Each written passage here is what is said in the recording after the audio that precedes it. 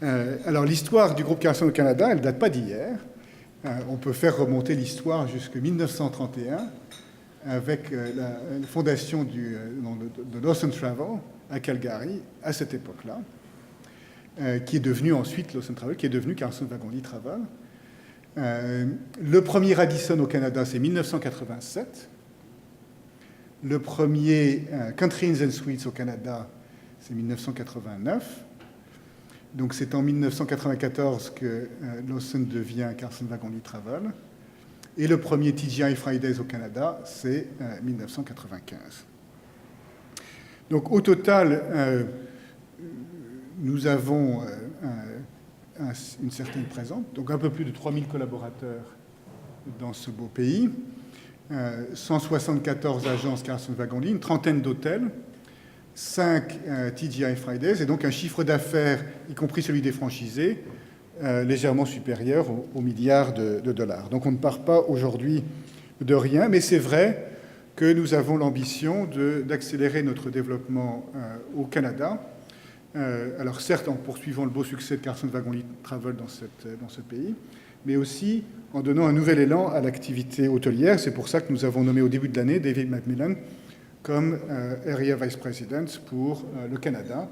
Et donc, je suis heureux de vous le présenter. Alors, on n'a pas besoin de le présenter, sans doute beaucoup d'entre vous le connaissez, mais nous formons avec Thorsten beaucoup d'espoir sur le leadership de David au Canada. Alors, notre présence au Canada dans les différents métiers, pour Carlson Wagon Lit Travel, donc dans l'activité auprès des entreprises, donc nous avons 7 ou 6 full service centers à travers le pays. Nous avons également une co-entreprise avec Harvest Travel dans l'est du pays, et puis ensuite tout un ensemble d'agences destinées au grand public et pour lesquelles nous sommes très fiers de notre partenariat avec le groupe Transat, évidemment, donc, dont un certain nombre, 24, dont nous sommes propriétaires, et un peu plus d'une centaine qui sont des franchisés, donc le programme associé à travers tout le pays. Donc un fort ancrage de Carlson Wagon Lit Travel dans le pays, avec pour l'activité entreprise à la fois une clientèle de grandes entreprises mondiales, mais aussi une clientèle d'entreprises canadiennes. Et je vous dirai tout à l'heure qu'une de nos ambitions, n'est-ce pas chérie, c'est de développer encore plus notre présence auprès des entreprises canadiennes.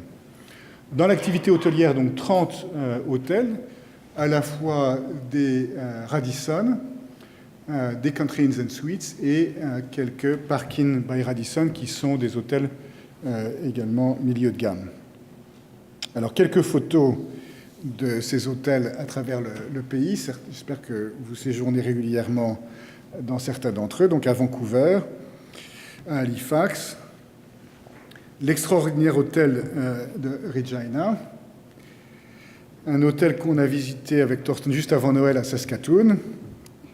Je précise d'ailleurs que ce parc Radisson, comme le parc Radisson en Amérique du Nord, est en train de faire l'objet de tout un programme de rénovation. David me disait que c'est environ 100 millions de dollars qui sont en train d'être déployés pour la rénovation de ces Radisson à travers le pays. Et vous voyez ici une photo de celui de Saskatoon qui a fait l'objet d'une rénovation importante. Toronto, donc, une présence également. Country Inns and Suites, donc Calgary, Park-In à Vancouver, et un autre hôtel qu'on visitait avec Thorsten juste avant Noël, donc sur les chutes du Niagara. TGI Fridays, 5 restaurants. Alors vous me direz 5 restaurants dans l'ensemble du pays, on doit pouvoir mieux faire. Je suis d'accord avec vous. On va essayer de s'y atteler. Donc, pas vraiment à Montréal. Hein. Il faut faire quelque chose. Comment? Vous ne savez pas qu'on a un Friday, moi? Bon, bah, très bien. C'est pas TGI Fridays.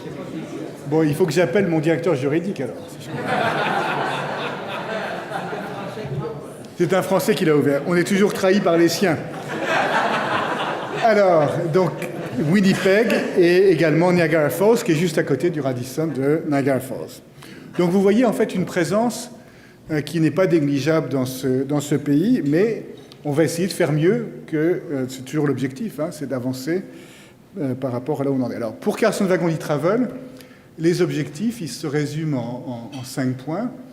C'est accroître notre présence auprès des moyennes et petites entreprises canadiennes. On est toujours dans ces métiers de service très centrés sur les très grandes entreprises, parce qu'elles occupent du monde, elles appellent le président, etc. La réalité du marché, dans la partie voyage d'affaires, c'est que 80% du marché, ce sont les PME. Et donc, voilà, Chéri a un objectif, une ambition d'accroître notre présence là-dessus, et parmi les clients existants, par ailleurs, d'accroître la pénétration des services qu'on leur apporte, à la fois en termes de services loisirs et puis événementiels, qui sont des domaines où nous sommes également compétents.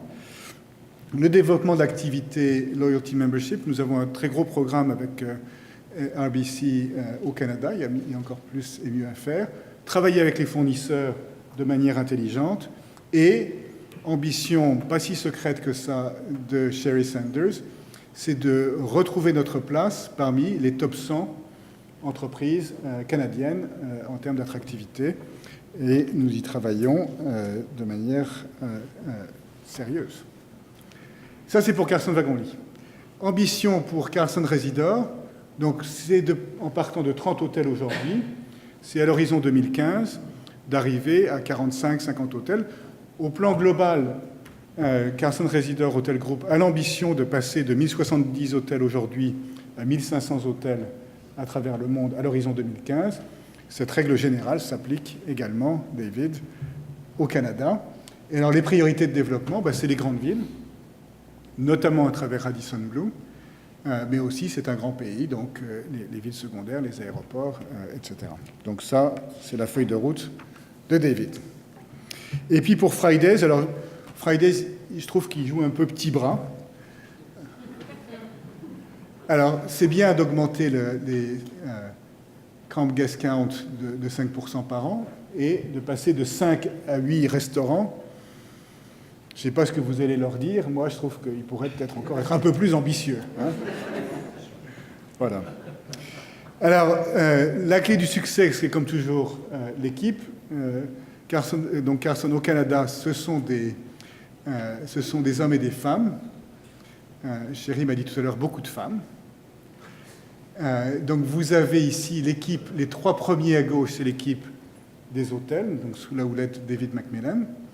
Et le reste de l'équipe, c'est l'équipe de Sherry Sanders, dont je salue la présence ici. Donc, c'est-à-dire qu'ici, nous jouons comme joueurs locaux, nous jouons à domicile et avec l'objectif de gagner. Donc, voilà ce que je voulais vous dire. Le groupe Carlson, c'est un groupe qui a une âme, qui a des ambitions, donc c'est ce que je vous ai dit tout à l'heure, qui, comme beaucoup d'entreprises dans le secteur du tourisme et des voyages, au-delà de l'activité business et des ambitions, a un objet qui est noble, en fait. Hein. La manière dont on essaie de résumer ce qui nous motive à venir travailler tous les jours, c'est un peu ceci. C'est en fait le service qu'on rend à des millions de voyageurs et de clients à travers le monde tous les jours. C'est les dizaines de milliers d'emplois qu'on crée à travers le monde, et en particulier dans les pays émergents où se font une grande partie du développement, qui sont des emplois qui s'adressent au bas de la pyramide, en fait, hein, et qui permettent à des familles d'accéder à la richesse.